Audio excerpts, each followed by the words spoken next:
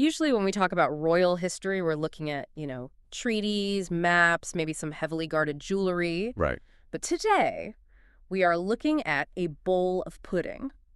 Well, it is a very specific type of pudding, to be fair. It's not exactly the plastic cup snack pack you might find in a vending machine. Definitely not. We are diving into a text we found called sütlaç.txt, and it's basically a blueprint for taking your kitchen straight back to the Ottoman Empire. We're talking about Saray Sütlacı. Which translates quite literally to palace rice pudding. Exactly. And I know what you might be thinking, rice pudding. Is that really a deep dive? Sure. But this isn't just about, tossing rice in milk. This text outlines a specific culinary philosophy. It links this dessert to Ramadan, to the iftar table. And to a very particular idea of what nourishment meant back then. That's really the mission here. We're not just reading a recipe. We're exploring that intersection of nutrition, tradition, and culinary art. So let's unpack that. The source opens by saying Ottoman cuisine is famous for its sweets, especially during Ramadan. But it makes this really interesting point about them being both sweet and nutritious. Right. And that is a fascinating distinction. Today, we often compartmentalize. You've got your fuel, your protein, and then you have your fun, which is usually sugar. The cheat meal. The cheat meal, exactly. But the source highlights that on the iftar table, after a long day of fasting, the food has to do both jobs at once. Because your body is depleted. You need energy, but also actual sustenance. Precisely. You need a quick glucose spike from the sugar, but you also need something that won't be too heavy. You don't want to feel weighed down. It's about restoring the body in a way that feels, well, elegant. Okay, so this is high-stakes pudding. It's fuel and it's art. So what makes it palace style? I mean, rice, milk, sugar, these are pretty basic staples. They are basic now, but in the context of the Ottoman period, refined white sugar and pure white rice weren't exactly peasant food. They represented a certain purity. That's a fair point. We take that white bag of sugar for granted. And the recipe in the text really starts with that simplicity. It's 1 liter of milk, 1 cup of water, 1 cup of sugar. And the rice. But this is where I got stuck.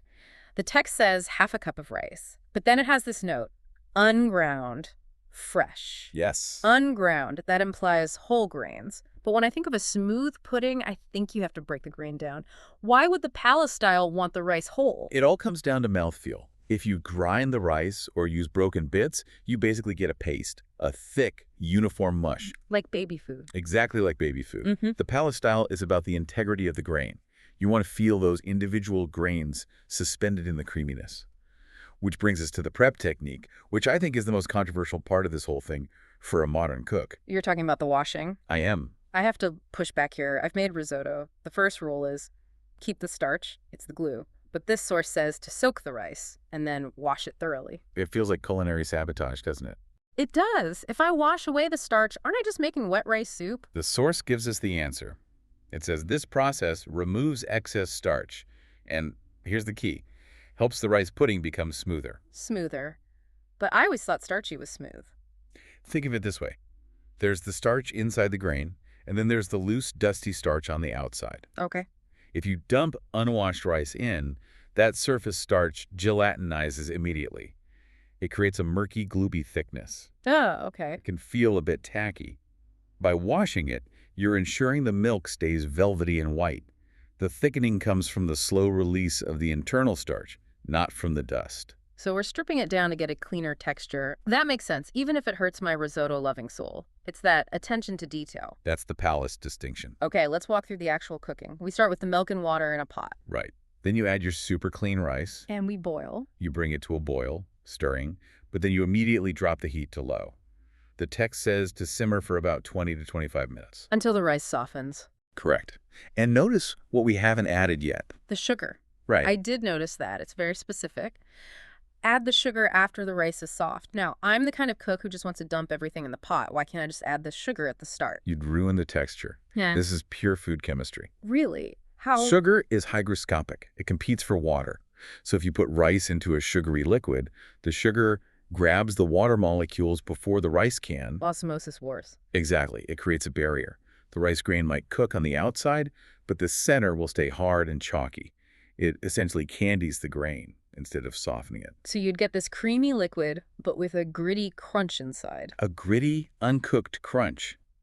And no amount of boiling will fix it.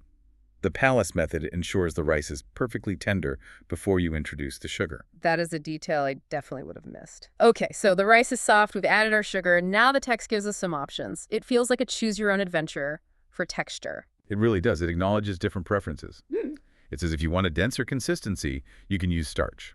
1 tablespoon of starch, dissolved. Right, but it's listed as optional.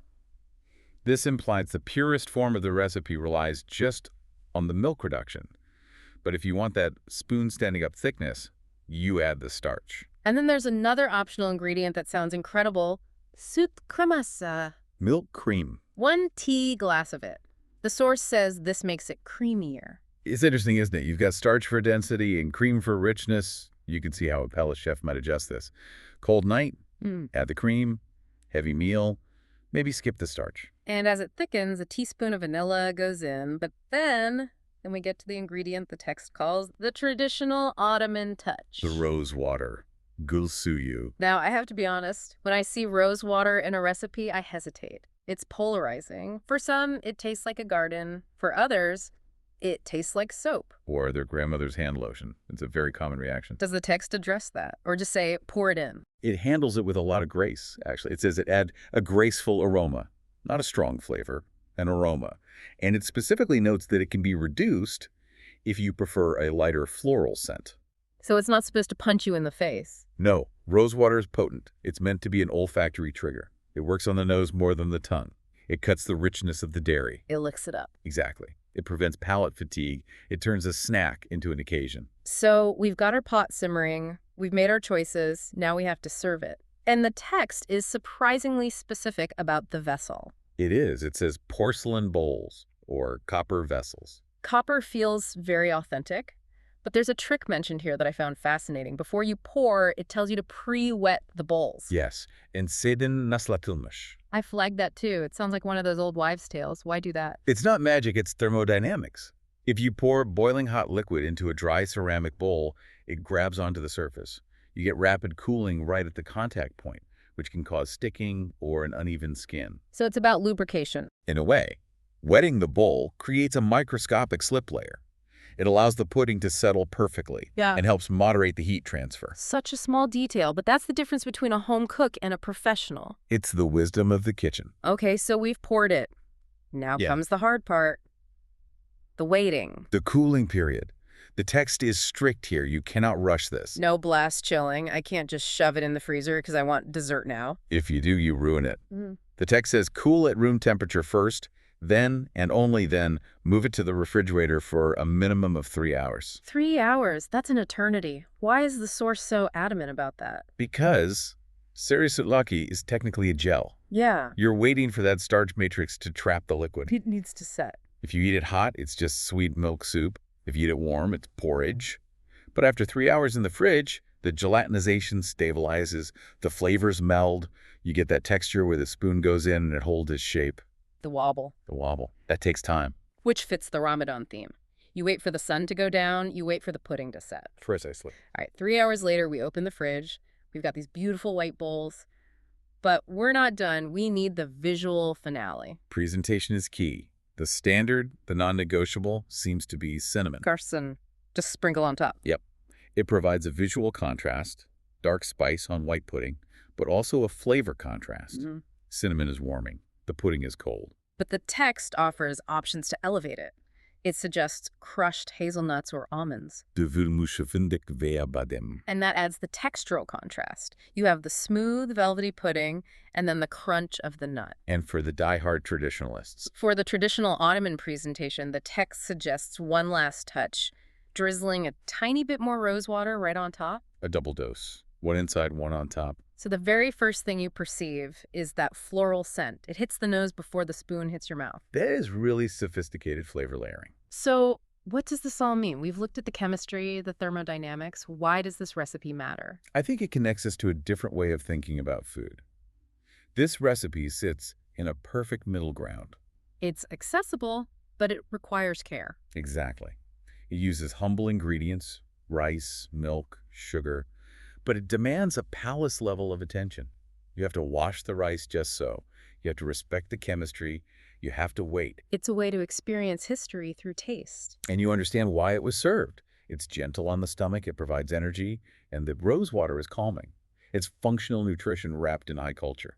Before we wrap up, I want to go back to the optional ingredients, the starch, the cream, the nuts. Yes, it leaves a lot of room for the cook. And that leads to a provocative thought for me. When we say palace style, we usually think more is more. The version with heavy cream and piles of nuts must be the royal one, right? Because royalty means excess. Usually, yes. Yeah. But looking at this text, the base recipe is presented as the core. The rest is just optional. So maybe the true palace experience isn't about the additives. And that's the question I'd leave with you. Is the true palace experience found in the richness of the add-ins, making it as calorie-dense as possible? Or is the true elegance found in the stark simplicity? The confidence to serve just milk, rice, and the scent of a rose. Exactly. Is perfection adding things, or is it having nothing left to take away? That is a great question to mull over while you're staring at the fridge waiting those 3 hours. Indeed. Patience is the hardest ingredient. Well, I know what I'm doing this weekend. I'm going to go find some good rose water and give this a shot. Thank you all for joining us on this deep dive. We'll see you on the next one. Happy cooking.